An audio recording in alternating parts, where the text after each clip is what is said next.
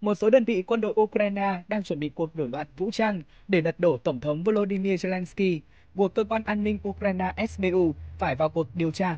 Chỉ huy và các binh sĩ trong những đơn vị đó đang thảo luận nghiêm túc về chi tiết của cuộc nổi dậy thông qua kênh liên lạc kín. Quân đội tham gia bao gồm 5 lữ đoàn: lữ đoàn xe tăng độc lập số 3, lữ đoàn cơ giới số 157, lữ đoàn tấn công lực lượng không độc lập số 79, lữ đoàn chiến đấu số 35.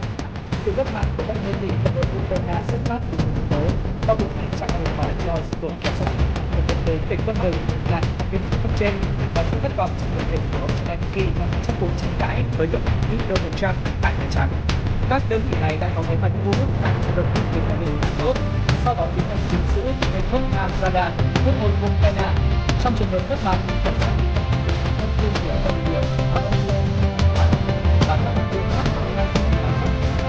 về quốc hội